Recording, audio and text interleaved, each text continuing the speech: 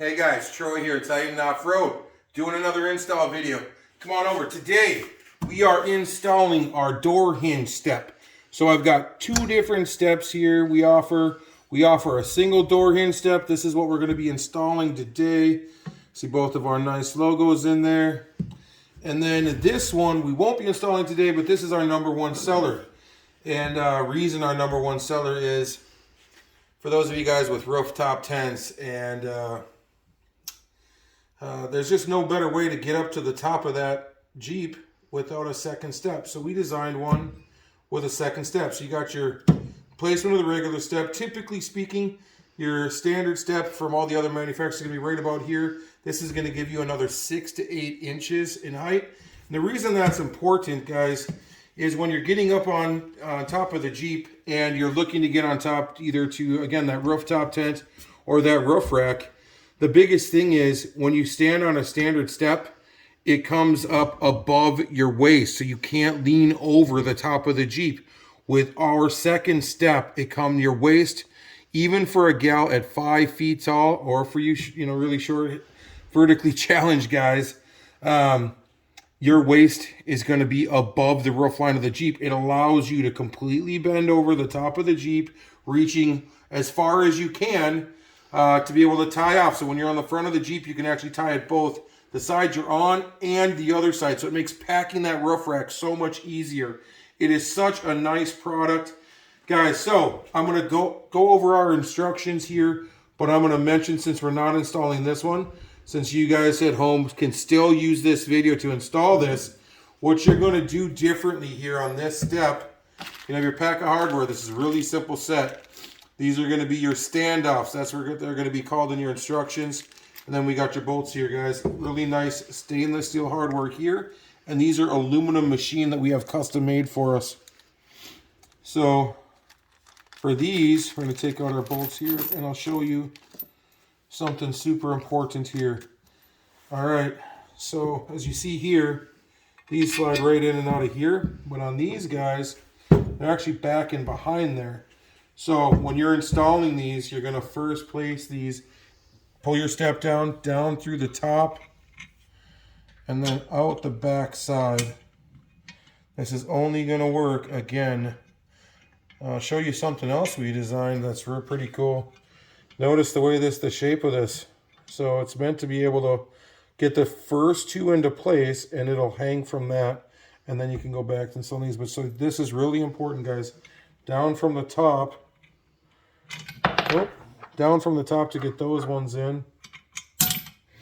And then when you've got this hung, you've got these two in there. For this one on the bottom, you're going to go down through the bottom. Okay? These are not, a lot of people have made the mistake of fighting this and thinking the bolt's supposed to go through there. It's not. This is just for nice looks, symmetry. It just looks freaking great. So again, down through the top. It is in the instructions as well. And then down through the bottom for the bottom ones. Okay.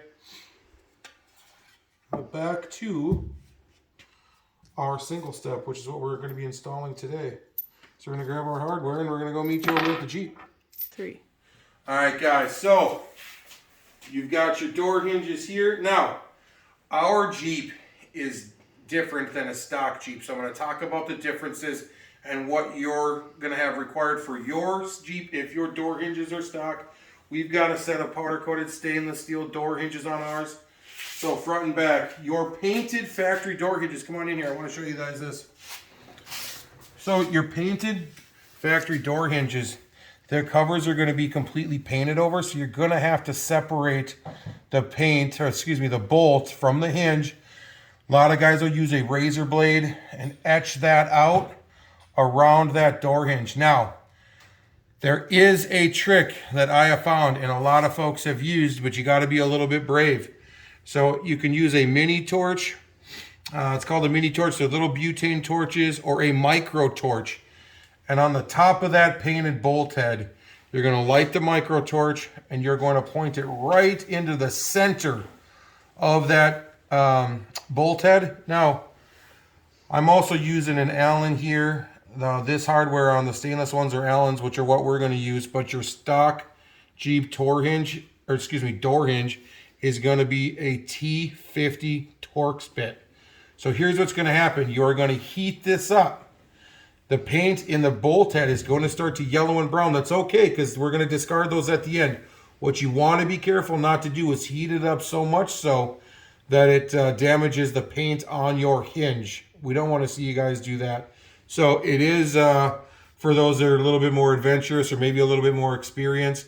The reason why it's so nice to heat that up is not only does it get the paint good and hot so it separates on its own as you're twisting it, the factory uses Loctite. So getting the factory bolts out is not a matter of just bink and popping them out. On the inside of there is Loctite, and it makes it much more hard to turn. So by heating them up, you're actually melting the glue, the Loctite, on the inside by heating this up. Then what happens when you go to turn, the easiest way to know when you're ready, you're going to heat it up. Give it about 10 seconds. That paint's going to start to yellow brown on the bolt head. Take the torch away, get your bolt, get it in there, and start to turn it. If she doesn't fight you and she starts to turn, it's hot enough. Give her some hard cranks. If she doesn't want to go, take that torch to it again. Go for another 10 seconds. Immediately try again while it's hot. You will immediately know when you've got it just the right temperature because it's going to start to turn nice and easy for you guys. So that's for a factory one. For those with aftermarket hinges, you're going to use, I believe it's a 5mm. If you have a standard Allen wrench, a 3/16 will fit as well. So we're just going to loosen these now. Something I want to mention here is you can do this with one person. It is much, much, much easier with two, and I'll tell you why. On the inside of this door, there is the plate on the back side is adjustable to align the door. So having a second person, they press on the door firmly, not letting the door move when you take out your bolts and then install the new ones. If you only have one person, you can take painter's tape and you're going to paint across the seam. So what I do here is you get the nice thick painter's tape. You're going to run it all the way around the entire door. And then I take a second one and I go one a little further out to the right, one out to the left. So the door is held securely in place. You want to make sure and press that tape down firmly the whole way around.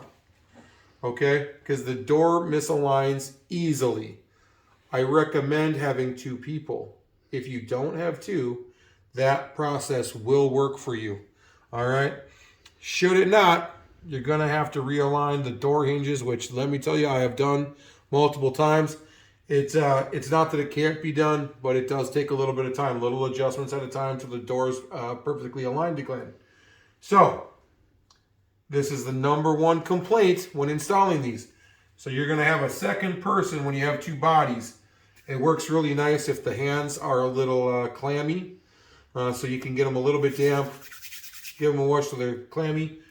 Have the second person press on the Jeep door and push firmly so it stays in place while we remove these. All right, so give me a second. We'll be right back. We're going to set up for that. All right, guys. So I just wanted to note something to make sure everybody's aware. These install front or rear. So on the front side, a lot of guys like to install them here to be able to get up on the roof rack in the front. I'm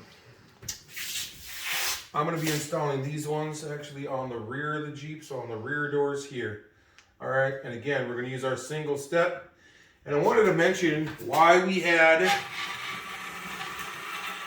a lot of time designing these little guys. This aluminum standoff. And what that's designed to do is sit on the back side of this. You might see some manufacturers make these. They'll fit right in here like that. And then they use something like a foam backing, like double-sided tape or a rubber backing. We didn't want to do that. We wanted a little better product to be able to really keep this up and away from the paint. So this is going to push that whole thing up and away that far, ensuring you've got no damaged paint on anything. All right. So next thing I'm going to do, And again, you can, so the way I like to do this is I'll get these started here, okay?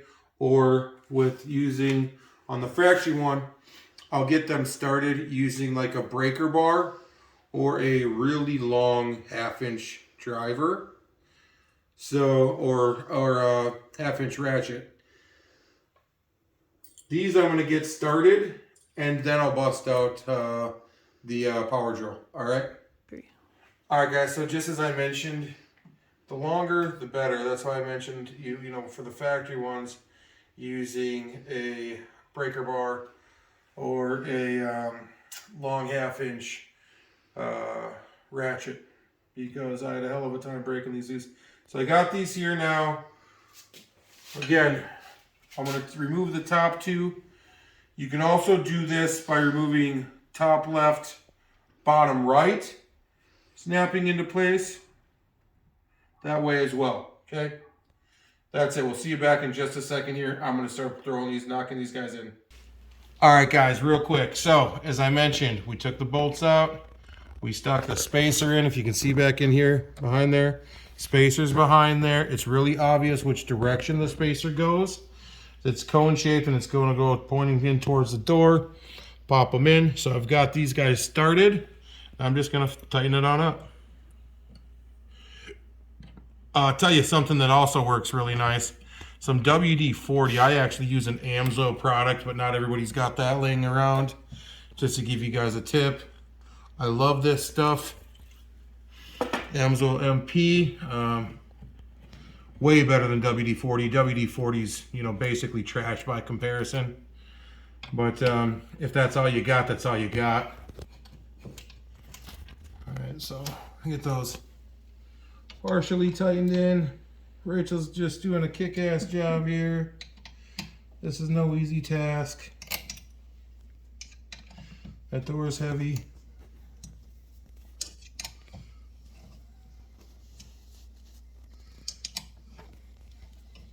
Alright. Nearly there. I was going to break out the power tool and just didn't. Just started going, and next thing I know, we're nearly done anyway. So starts to sound like sandpaper in there as you're getting really close. So you can tell you're getting close. You hear the clicking as she's going. You want to get it good and tight, guys. This is holding your weight.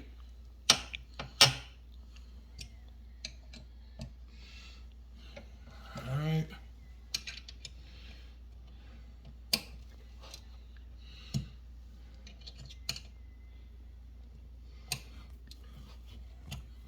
And you guys have seen me on video. If it's holding my weight, it's got to be real tight.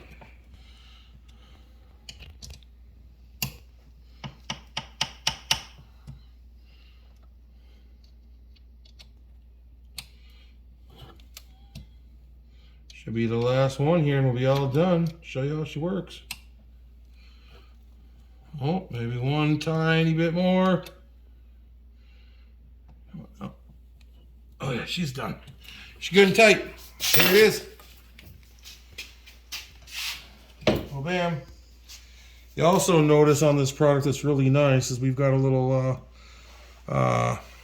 it's like a button pop pin, and it's gonna click into place as it goes and hold that step in place. There it is. Again, Titan off-road door hinge step. You guys find these on our website. If you're watching this video and you're not watching it because you purchased it to install it, www.titanoffroadllc.com. Enjoy if you butter. Enjoy, guys.